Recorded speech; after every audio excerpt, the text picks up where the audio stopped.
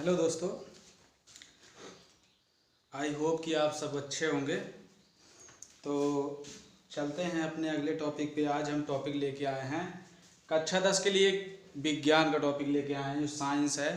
कैसे UP board में कैसे क्वेश्चन आते, कैसे पूछे जाते हैं। सबसे ज़रूरी बात ये है, कक्षा 10 में सबसे वीक जो स्टूडेंट हैं, जो थोड़ा सा कमज़ोर बच्चे हैं, उनके लिए थोड़ा साइंस में न्यूमेरिकल की प्रॉब्लम रहती है। मतलब जैसे जो भी क्वेश्चंस है उनके लिए थोड़ा सा प्रॉब्लम रहती है। तो उस प्रॉब्लम को हम लोग फेस करने, थोड़ा सा दूसरों को भी थोड़ा सरल बनाने के लिए, अब जब नहीं पढ़ाएंगे, कोई नहीं पढ़ेगा तो कठिन तो लगेगा ना, लेकिन जब पढ़ेंगे तो कठिन थोड़ी ना लगेगा। तो ये बात है। तो हम लोग चलते हैं आज विज्ञान के टॉपिक को लेके। आज हम लेके आए हैं विद्युत धारा का चैप्टर। विद्युत धारा से क्वेश्चन बनते हैं और हमेशा क्वेश्चन पूछे जाते हैं, ऐसी बात नहीं है यूपी बोर्ड में, अब की बार भी पूछा गया था। तो विद्युत धारा से हम क्वेश्चन लेके आए हैं विज्ञान, क्लास 10th का है, स्पेशली क्लास 10th के लिए बहुत ज़रूरी है। तो हमारा वीडियो इस तरह देखते रहिए, बहुत कुछ सीखने को मिलेगा, कुछ ना कुछ नई चीज़ें सीखने को मिलेगी, आज भी कुछ ना कुछ मिलेगी। तो आप पूरा शुरू से अंत तक देखिए, ठीक है। तो ये हमारा पार्ट 3, पार्ट 2 हम 2 वीडियो डाल चुके हैं, वो बना चुके हैं मैथ का। तो आज हम साइंस का लेके आए हैं कि कुछ साइंस में भी कुछ कक्षा 10 वालों को कुछ सीख मिलना चाहिए, साइंस का भी पढ़ना चाहिए। तो ये है हमारा कक्षा। आज मैं क्या लेके आया हूँ, विद्युत धारा, ठीक है। तो विद्युत धारा किसे कहते हैं, सबसे ज़रूरी बात ये समझ लिया जाए थोड़ा प्रैक्टिकली तौर पर भी, कि विद्युत धारा कहते किसे हैं, ठीक है। ये बात जान लिया जाए। हम लोग विद्युत धारा का चैप्टर पढ़े थे, विद्युत धारा के बारे में पढ़ेंगे आज, इलेक्ट्रिक करंट, तो मतलब कहते किसे हैं, ठीक है। तो जैसा कि हम जानते हैं, हम लोग क्या जानते हैं, जैसे कि विद्युत धारा प्रवाहित करने के लिए क्या जरूरी है, आवेश, ठीक है। आवेश का प्रवाह होना बहुत ज़रूरी है, ठीक है। तो आवेश किसी चीज़ को जैसे बार बार आवेशित करते हैं ना, तो उसमें क्या होता है कि थोड़ा सा हीट पैदा होता है, मतलब कि उसमें करंट जैसा प्रवाहित होता है। तो ऐसे ही आवेश के प्रवाह को विद्युत धारा कहते हैं। अगर सरल से बोलचाल की भाषा में बोला जाए तो आवेश के प्रवाह को विद्युत धारा कहते हैं। किसी चीज़ को आवेशित करेंगे बार बार तो उसमें करंट उत्पन्न होगा, ठीक है। तो ये बात को ध्यान में रखेंगे, अगर आवेशित नहीं होगा तो करंट नहीं उत्पन्न। तो चलिए हम आगे चलते हैं। विद्युत धारा, विद्युत धारा किसे कहते हैं, किसी विद्युत चालक में विद्युत आवेश के प्रवाह की दर को विद्युत धारा कहते हैं। आप लोग लिखना है तो लिख लीजिए, नोट भी कर लीजिए। किसी विद्युत चालक में विद्युत आवेश के प्रवाह की दर को विद्युत धारा कहते हैं। तो विद्युत धारा कहते हैं, इतनी बात तो हमें समझ में आ गई। विद्युत धारा कहते हैं आवेश, ठीक है। इसे आई से प्रदर्शित करते हैं, किससे लिखते हैं, आई से, स्मॉल वाला आई, ठीक है। और इसका मात्रक एम्पियर या कूलाम प्रति सेकंड भी होता है। तो एम्पियर क्या होता है कि मात्रक है इसका, यूनिट मतलब मापने का, किसमें हम लोग देखते हैं विद्युत धारा, किसमें मापते हैं। तो अब देखिए, मापक यंत्र का नाम तो जैसे वैसे मोस्टली देख लिया जाए तो आमीटर होता है, आमीटर से विद्युत धारा को मापते हैं, ठीक है। आमीटर एक यंत्र है, तो मापनक तो टेक्नोलॉजी के हिसाब से वो भी मापते हैं, ठीक है। अब देखिए इसमें सूत्र इसका क्या होता है, आई बराबर क्यू बटे टी, आई बराबर क्यू बटे टी। और जहां क्यू क्या है, आवेश है, ठीक है। क्यू क्या है, विद्युत आवेश है, और टी क्या है, लगने वाला समय है, ठीक है। तो ये क्या है, लगने वाला समय है। तो हम लोग देखते क्या है, चलिए इसको समझ लिया जाए बारीक से। क्या होता है, किसी विद्युत चालक, हमने चालक की बात किया है ना, तो आज हम आपको पहले ये बताते हैं कि चालक, सबसे पहले चालक क्या होता है, चालक के बारे में जानकारी ले लेते हैं। चालक उसे कहते हैं जिसमें से विद्युत का प्रवाह हो सके, ठीक है। जिसमें विद्युत प्रवाहित होती है, जिसमें इलेक्ट्रिक मतलब करंट जिसमें दौड़ सकती है, जिसमें फ्लो हो सकती है करंट, उसे क्या कहते हैं, चालक कहते हैं, ठीक है। तो चालक उसे कहते हैं जिस चीज में विद्युत प्रवाह हो सकता है, जैसे लोहा, बहुत सी, ठीक है, चांदी है, सिल्वर, कुछ भी चीज है, मतलब अगर उसमें लोहा मिक्स मतलब चालक है विद्युत का, तो सब चीज क्या है, चालक है, बगैर विद्युत प्रवाह हो सकती है, तो ठीक है। तो ये हुआ विद्युत चालक। और एक बात जान लीजिएगा कि विद्युत का जो प्रवाह होता है ऋणात्मक से धनात्मक की ओर होता है, ठीक है। ऋणात्मक आवेश से उत्पन्न होती है और धनात्मक आवेश की ओर, ठीक है। और आवेशों के प्रवाह की गति के विपरीत होती है। विद्युत धारा की दिशा हमेशा आवेशों के प्रवाह के जो मुक्त इलेक्ट्रॉन होते हैं उनके प्रवाह के गति के विपरीत दिशा में होती है उसकी धारा, ठीक है। तो ये बात हुई, इतनी जानकारी हमारे लिए हो गई है। तो चालक समझ में आया। और अचालक किसे कहते हैं, जिसमें से विद्युत प्रवाह हो ही ना सके, मतलब जैसे लकड़ी, पत्थर, कंकड़, ये सब क्या है, धूल मिट्टी, ये सब क्या है, विद्युत के अचालक हैं, मतलब इसमें से विद्युत धारा प्रवाहित नहीं किया जा सकता है। ठीक है, तो ये सब जानकारी हमारे लिए हो गई है। अब क्या चलेंगे बाद में, अभी देखिए आगे हम लोग क्या चलेंगे, चलिए क्वेश्चन पे चलते हैं कि इसमें क्वेश्चन कैसे, विद्युत धारा से रिलेटेड क्वेश्चन कैसे पूछे जाते हैं। तो इस बात को ध्यान में रखते हुए हम लोग क्वेश्चन पे चलते हैं कि कैसे क्वेश्चन। तो क्वेश्चन ऐसे बनते हैं, जैसे देखिएगा, किसी चालक में 4 एम्पीयर की धारा प्रवाहित करने में 5 सेकंड का समय लगता है। किसी चालक में 4 एम्पीयर धारा प्रवाहित 5 सेकंड का समय लगता है, तो आवेश की गणना कीजिए। ठीक है, इसी तरह की जो अरिहंत वाली बुक है उसमें सारा कुछ एकदम बढ़िया तरीके से दिया है, और जो एनसीईआरटी की बुक, जो सरकारी मध्य बेसिक शिक्षा सरकार, ये सब बेसिक शिक्षा परिषद वाली जो एक और बुक है उसमें इस तरह से नहीं दिया गया है, मतलब कुछ अलग तरीके से काम करेंगे। देखिए सबसे पहले जरूरी बात फ्रेंड्स क्या आती है दोस्तों, लड़कियों, ये तो लड़कियां होती हैं और लड़के भी होते हैं कुछ ऐसे कि मतलब वो लोग सोचते हैं कि यार हम कैसे जान पाएँ कि कौन सा फार्मूला लगेगा, कौन सा इस क्वेश्चन में कौन सा फार्मूला लगेगा, कैसे हल करेंगे। ये सारी बातें बहुत उनको परेशान करके रख देती है। तो आज हम बताने जा रहे हैं कि मतलब कैसे हमारे सलूशन का हल होगा, मतलब कैसे प्रॉब्लम का फेस करेंगे। ठीक है, प्रॉब्लम बहुत सारी क्रिएट होती, तो हम लोग जानते हैं। सबसे पहले ये देखेंगे, सबसे पहले हमें क्या करना है कि जो चीज राशि हम जो पढ़ रहे हैं, जो क्वेश्चन पढ़ रहे हैं, पहले उनका क्या होना, सूत्र याद होना जरूरी है। तो सूत्र के साथ साथ इसके यूनिट, मतलब जो मात्रक होते हैं, मात्रक बहुत जरूरी होता है। मात्रक याद कर लोगे सारा क्वेश्चन का हल मिल जाएगा। ठीक है, तो देखिए यहाँ पे क्या दिया गया, पहले जो दिया गया होता है उसको हम यहाँ पे लिख लेते हैं कि I बराबर हमारा, अगर एम्पियर में है तो समझ लो वो धारा है। ठीक है, I बराबर दिया है 4 एम्पियर, 4 एम्पियर दिया I बराबर, और 5 सेकंड का समय लगेगा, समय दिया भी है सेकंड का 4 सेकंड, मतलब 5 सेकंड का समय लगता है, तो 5 सेकंड लिख लिया। ठीक है, तो दोस्तों इसमें एक बात और ध्यान रखना है कि जो टाइम है, टाइम सेकंड में लिया जाएगा, मिनट और घंटे में नहीं। ठीक है, आगे देखेंगे कि इसमें पूछा क्या है, आवेश की गणना करना है। तो भैया ये देखना है कि तीनों क्वांटिटीज किस सूत्र में हैं, नहीं है तो हमें उसको निकालना पड़ेगा। अगर हैं तो पूछना पड़ेगा कि तीनों क्वांटिटीज कौन से सूत्र में लग रहा है या कौन से सूत्र में है। ठीक है, तो दोस्तों यहाँ पे देखिए I Q T, तो हमने बताया है, सूत्र बताया है कि Q बताया है कि I बराबर Q अपॉन T होता है। अब देखिए इस सूत्र, कुछ लोग तो ये भी करते हैं कि गांव में क्या होता है कि कुछ बच्चे करते हैं, ये 3 तरीके से ये सूत्र बन जाता है। जैसे हम इसको लिख सकते हैं, मान लीजिए T को इधर भेज दिए तो I इंटू T, जो चीज इधर भाग में है इधर जाएगी, बराबर की गुणे में चली जाएगी, और गुणे में है बराबर उस पार जाएगी तो भाग में। ये होता है क्वेश्चन सॉल्व करने का तरीका, ये सॉल्यूशन मेथड होता है। तो ये चीज हर कोई नहीं जानता है, तो बच्चे सोचने लगते हैं हम किसे कैसे सॉल्व करें। ये टी इधर चला गया इसके साथ गुणे में, और क्यू अकेला बच गया, तो क्यू बराबर आई इंटू, ये भी एक सूत्र है, तो कह लीजिए ये भी एक सूत्र है। और क्या सूत्र बन सकता है, टी को यहाँ भेज दिए, आई को यहाँ भेज दीजिए, तो ये हुआ, ये भी एक सूत्र है। तो भैया इसमें एक सूत्र से 3 सूत्र तैयार हो गया ना, तो 2 और सूत्र निकल के आ गए हैं। अब देखिए 3 सूत्र तैयार हो गया, तीनों को हम क्यों याद करें, एक ही याद कर लो, निकालने का तरीका होना चाहिए। तो मैं तो यार एक ही सूत्र का इस्तेमाल कर लूंगा, और बाकी क्वेश्चन चाहे जो भी हो वो तो आ जाएगा। ठीक है, तो हम ये क्वेश्चन को मेट रहे हैं क्योंकि हम इसकी क्वांटिटीज लिख लिए हैं, क्या क्या था इसमें। ठीक है, अब देखिए ये सब क्यों करें, तो इसको करने के लिए हम क्या करेंगे, मेट देंगे, और आइए चलते हैं।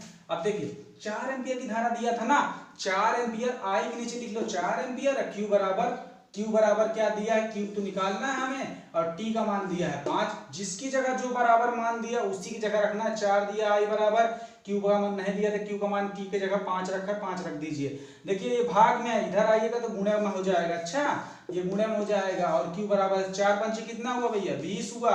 आप कहेंगे 20 हुआ, इसका क्या हुआ, राइट आंसर। तो ऐसे आपको क्वेश्चन करना है। अब बताइए इसमें कठिन कहाँ पे लगा है, आसान है ना, लेकिन आना चाहिए तो आएगा, क्वेश्चन आएगा। तो क्वेश्चन जरूर यूपी बोर्ड में तो क्वेश्चन एकदम मोस्टली पूछे ही जाते हैं, एकदम नेसेसरी है कि पूछे ही जाएगा। ठीक है, तो ये आपका क्वेश्चन हो गया। अगला क्वेश्चन इसी पे देख लीजिए, अगला क्वेश्चन क्या कहता है, 10 एम्पियर की। ठीक है, तो जहां ये है यहीं पे 10 एम्पियर रख दीजिए, और बाकी क्यू, और कितने सेकंड का समय लगेगा, कह रहा प्रति मिनट। ये क्वेश्चन क्या कह रहा, किसी चालक में 10 एम्पियर की विद्युत धारा प्रति मिनट प्रवाहित होती है। प्रति मिनट का मतलब क्या हुआ कि 1 मिनट में 60 सेकंड होता है, हमें 60 सेकंड में जाना है, तो प्रति मिनट का मतलब 10 एम्पियर की धारा 1 मिनट में प्रवाहित हो रही है। अच्छा, प्रति मिनट यहाँ 60 लिख लीजिए, यहाँ 60 कर दीजिए, तो यहाँ 60 इधर चला आएगा और क्यू से, तो 10 और 60 का गुणा करा दीजिए, 6 का नम 6, इसमें 2 जीरो है, 2 जीरो जोड़ दीजिए, ठीक है, क्यू, ये भी कुलाम 600 कुलाम हो जाएगा।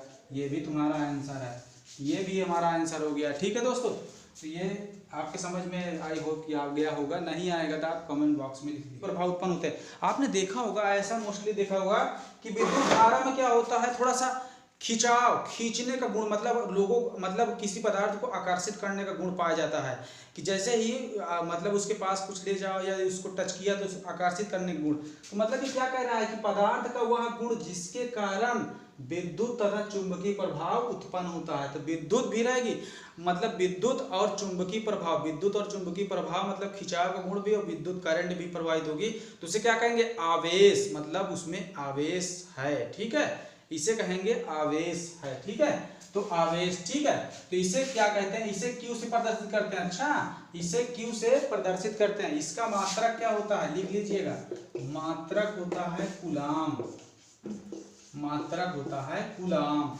तो मात्रक इसका कूलाम होता है, सूत्र होता है Q बराबर NE। अब N क्या है, जहां N बराबर इलेक्ट्रॉनों की संख्या है, इलेक्ट्रॉनों की संख्या है। ठीक है, जहां N क्या है, इलेक्ट्रॉनों की संख्या है। ठीक है, इतना सा काम हो गया है। अब आगे चलते हैं, तो Q बराबर NE। आइए क्वेश्चन पे चलते। तो क्या कह रहा है कि एक चालक से होकर 150 कूलाम का आवेश प्रति मिनट गुजरता है, तो चालक बहने वाली धारा का मान ज्ञात कीजिए। ठीक है, अब देखो इसमें दिया क्या क्या गया। ठीक है, तो Q बराबर कितना दिया है, 150 दिया है, Q बराबर 150 दिया है, और प्रति मिनट समय क्या दिया है, समय दिया है प्रति मिनट, मतलब 1 मिनट बराबर 60 सेकेंड। ठीक है, और आई का मान पूछा है, तो आई बराबर लगा दीजिए Q अपान 16। तो Q का मान क्या है भाई, 150 है। ठीक है, तो Q का मान क्या है, चालक में बहने वाली धारा का मान ज्ञात कीजिए। आई बराबर निकालना है, और Q अपान T हमने सूत्र बताया है। तो 100 0 0 काट दीजिए, 3 5 15, 3 गुना 6, मतलब 2.5 एम्पियर की धारा प्रवाहित होगी, 2.5 एम्पियर की धारा प्रवाहित होगी। ठीक है, तो Q का मान 1 दिया है, 1 कूलाम दिया है, तो कूलाम लिख लीजिए, और इलेक्ट्रॉनों की संख्या पूछा है, तो संख्या पूछा है, तो E का मान, हाँ इलेक्ट्रॉन का मान लिख लीजिएगा। इलेक्ट्रॉन बराबर, एक इलेक्ट्रॉन का मान होता है 1.6 इंटू 10⁻⁻19 कूलाम, ये होता है एक इलेक्ट्रॉन का मान। आपको दिया रहे क्वेश्चन में नहीं भी देता है तो आपको याद रखना पड़ेगा हमेशा, ये एक प्रमाणित मान है कि इलेक्ट्रॉन पे क्या आवेश होता है, माइनस आवेश होता है, ऋण चार्ज होता है। आवेश, आवेश मतलब ऋण चार्ज होता है, और कितना होता है, इतना होता है। तो देख लीजिए, तो यहाँ पे Q बराबर NE लगा दीजिए, तो Q बराबर 1 कूलाम N, और इलेक्ट्रॉनों की संख्या 6.10⁻⁻19। अब एक इधर है, ये गुणे में है, बराबर किस पार भेज दीजिए, तो भाग में चला जाएगा। अब भाग में जाएगा तो ये ऐसे बन जाएगा, फिर 1 पॉइंट, यहाँ पॉइंट हटाओ, यहाँ 0 बढ़ा दो। अगर नीचे दशमलव के बगल में एक संख्या है, तो यहाँ पे एक संख्या के बगल में दशमलव है, तो उतना 0 ऊपर बढ़ाओ। ठीक है, दशमलव। अब 16 से देखो, 2 पंचे 10 और 2 अठे 16, 8 से भाग दो इसमें 50 में, तो 8 से भाग देना 50 में आपको आना चाहिए। चलिए नहीं आता तो मैं बता देता हूँ कि 8 से 5 में भाग दे, 0 जब हम लगा यहाँ 0 बढ़ा दो। अब देखो 8 से भाग देंगे इसमें, तो 8 से जब भाग दोगे इसमें, अरे 0 बाल ले जाते हैं, उसकी कोई दिक्कत नहीं, वो सब हो जाएगा, ऐसे अब डायरेक्ट करो।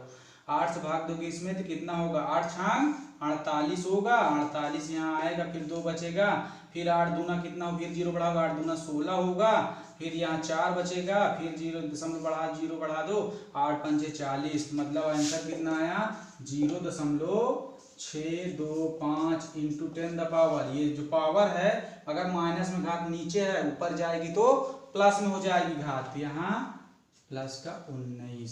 अब देखिए इतना तो नहीं है, थोड़ा सा काम अच्छा लग रहा है, तो आप इसको ऐसे कर दीजिए, एक बार दशमलव इधर लीजिए, एक घात घटा दीजिए उधर से, ये यहाँ दशमलव चला आया, और एक घात यहाँ से कम हो गई, ये 18 बन गया। तो ये क्या हुआ, हमारा राइट आंसर। ठीक है, ये हुआ N बराबर इतने इलेक्ट्रॉनों की संख्या होगी का होता है। आवेश हमारा दो प्रकार का होता है। कौन कौन होता है? दो प्रकार। कौन कौन होते हैं? दो प्रकार का होता है। कौन कौन दो प्रकार होते हैं? पहला पॉइंट, दूसरा पॉइंट।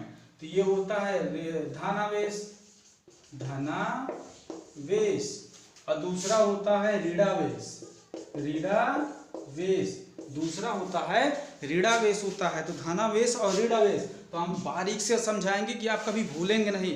कायदे से देखेंगे तो आपको याद करने की जरूरत नहीं होगी, ये मेरी गारंटी है। ठीक है, तो आप देखिए कि क्या होता है कि अब देखिए किसी भी पदार्थ में जहां पे इलेक्ट्रॉनों की कमी होती है, जहां पे मोस्टली इलेक्ट्रॉनों की कमी होती है, उसे कहते हैं धनावेश, मतलब पॉजिटिव चार्ज कहते हैं। ठीक है, और ऋणावेश क्या होता है? किसी भी पदार्थ में जहां पे इलेक्ट्रॉनों की अधिकता होती है, इलेक्ट्रॉन ज्यादा होते हैं, इलेक्ट्रॉन बढ़ रहे हैं, वहां पे ऋणावेश होता है, और मतलब निगेटिव चार्ज होता है। तो इस बात को ध्यान में रखिएगा।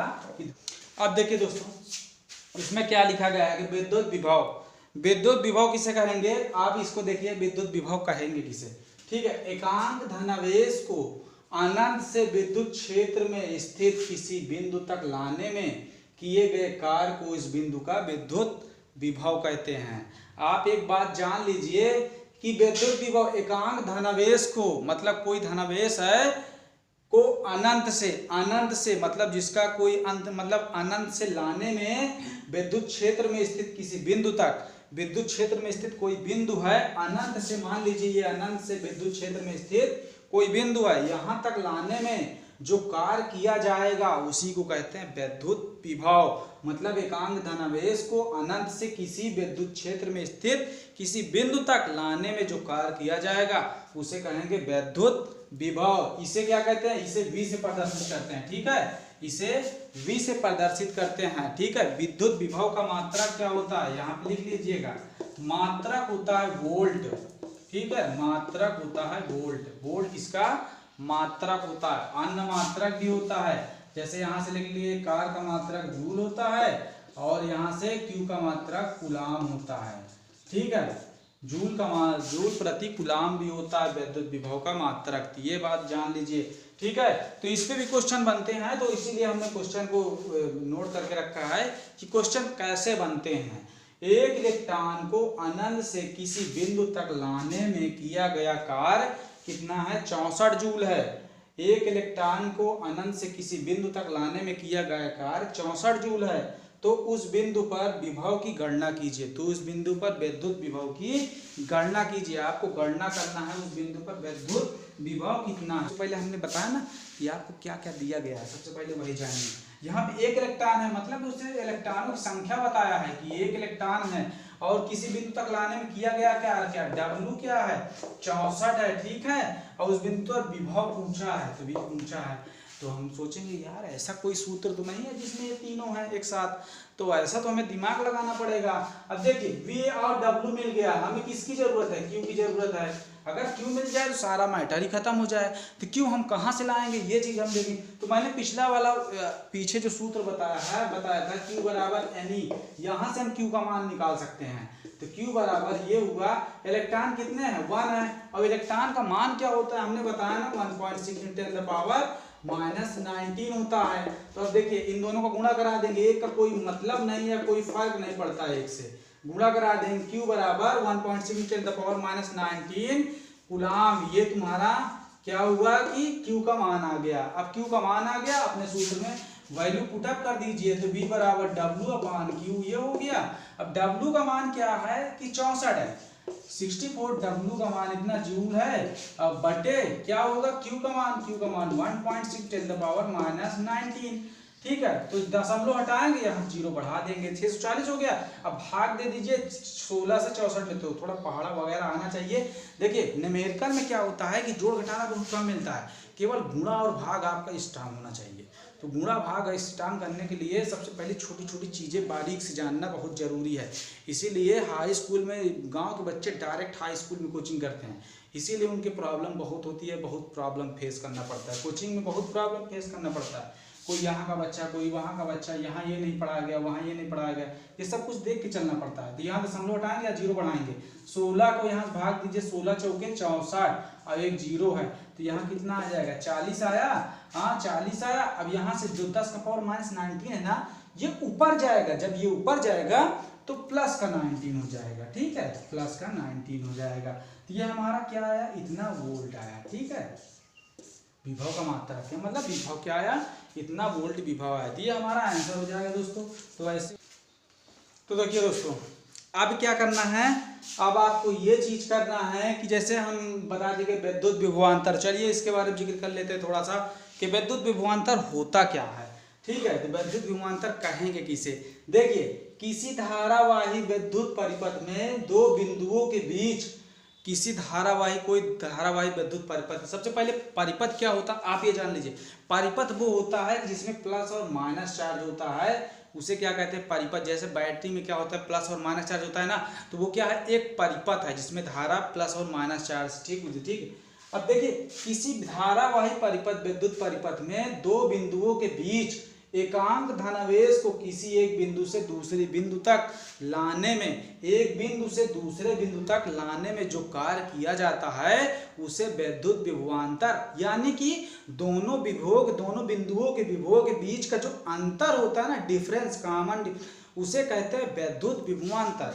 तो आप इस बात को समझिए कि विद्युत विभवांतर कहते किसे हैं। तो इस बार ना समझ में आया होगा तो आप दोबारा, मैं फिर से एक बार बता दे रहा हूँ। किसी धारावाही विद्युत परिपथ में विद्युत दो बिंदुओं के बीच एकांक धनावेश को एक बिंदु से दूसरे बिंदु तक लाने में जो कार्य होता है उसे कहते हैं विद्युत विभवांतर। ठीक है, तो अब इसका सूत्र देखिए, इसको डिफाइन मतलब डिनोट किस चीज करते हैं, डेल्टा वी, ये लिखा है डेल्टा वी, बाकी इसका मात्रक भी वोल्ट ही होता है। ठीक है, तो डेल्टा वी का मतलब अंतर, जिसमें डेल्टा लगा होता है ना, मतलब अंतर को बताता है किनके बीच, कि मतलब एक V2 होगा एक V1 होगा, मतलब दो विभव होंगे तो दोनों विभव के बिंदुओं के बीच का अंतर, एक V2 एक V, तो V2 माइनस V1 बराबर डेल्टा V होता है, इसी के बराबर W/Q होता है। W क्या है, जो किया गया कार्य है, और Q क्या है, जो आवेश उसमें प्रवाहित होते रहते हैं। तो ये चीज जानिए। अब देखिए इसमें सबसे बड़ा, देखिए विभव मापने का सबसे बड़ा यूनिट क्या होता है, मेगावाट होता है, मेगा वोल्ट होता है। ठीक है, आप देख लीजिए कि बड़े बड़े वहाँ पे जैसे कि बिजली वगैरह मेगावाट में, ठीक है, बिजली मापी जाती है, बड़े बड़े जैसे फैक्ट्री कंपनी होगी, बिजली कंपनियाँ, वहाँ पे बिजली मेगावाट में मापी जाती है। तो कि बिजली क्या है, तो किलोवाट। अब देखिए यहाँ पे सबसे बड़ा मात्रा क्या होगा, मेगावाट, मेगावोल्ट, और फिर किलोवोल्ट, और फिर मिलीवोल्ट, सबसे छोटा माइक्रोवोल्ट। अब देखिए मेगावोल्ट की बात करें 10⁻⁶ होगा। ठीक है, मेगावोल्ट की बात करें 10⁻⁻⁶ होगा, और किलोवाट की बात करें 10⁻³ होगा, और मिलीवोल्ट की बात करें 10⁻⁻³ होगा, और माइक्रोवोल्ट की बात करें 10⁻⁻⁶ होगा। ठीक है, तो इतनी बात याद रखिएगा कि विद्युत विभवांतर कहते किसे हैं। ठीक है, तो आगे चलते हैं आगे। अब देखिए इस पे क्वेश्चन कैसे पूछता है, मतलब क्वेश्चन इस पे कैसे पुट अप करता है, तो वो सारी बातें हम चर्चा करेंगे, बताएंगे।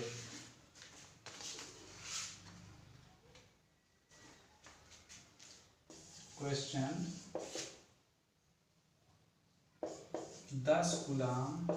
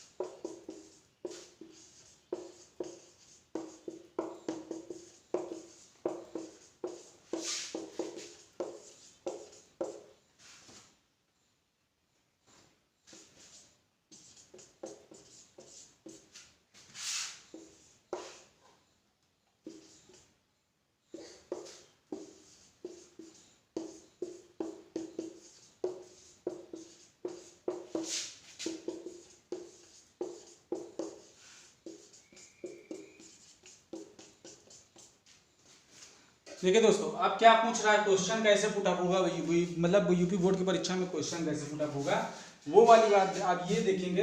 10 कूलाम वाले आवेश के विद्युत क्षेत्र में एक बिंदु से दूसरे बिंदु तक ले जाने में 50 जूल ऊर्जा खर्च करनी पड़ती है।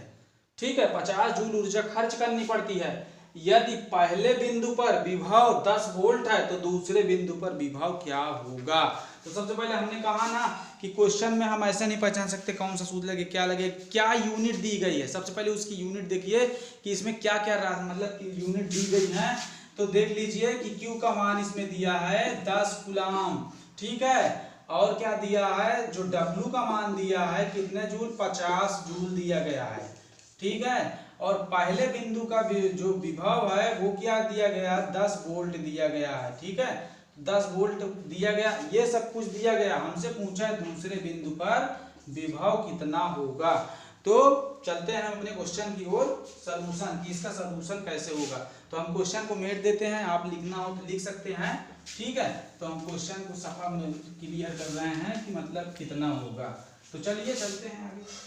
देखिए कैसे करेंगे, हम ये जान लीजिए कि कैसे करेंगे। Q बराबर 10 और W बराबर कितना, तो इतना सूत्र लगा दीजिए अपना वही वाला कि डेल्टा V बराबर V2 माइनस V1 बराबर W अपान Q। अब देखो V2 तो हमसे पूछा गया है कि V2 का मान बताइए, V1 का मान हम जानते हैं 10 है, 10 रख दीजिए, W का मान हमसे 50 रखा है और Q कितना कूलाम का है, 10 कूलाम का है। तो कर लीजिए, सिंपल सी बात थी यार, इसमें कुछ कहने की बात तो थी नहीं। तो 10 पचे 50 होता है, 5 लिख दीजिए और V2 बराबर और 5 और 10 उधर बराबर। देखिए बराबर किस पर अगर कोई चीज माइनस में उधर जाएगी तो प्लस में ऑटोमेटिक हो जाएगी। अल्टरनेटिव चिन्ह का परिवर्तन जरूर होगा, ठीक है, इस बात को आप ध्यान रखिएगा साइंस में, ठीक है। अब माइनस उधर जाती है तो ये है ऐसे। तो अब देख 10 में 5 जोड़ेंगे कितना आएगा, 15, ठीक है, 10 में 5 जोड़ेंगे कितना आएगा, 15। 15 क्या है, वोल्ट है, ठीक है, 15 वोल्ट। ये क्या हुआ, विभवांतर, मतलब दूसरे बिंदु पर कितने का, 15 वोल्ट का विभवांतर लग रहा था या था, ठीक है।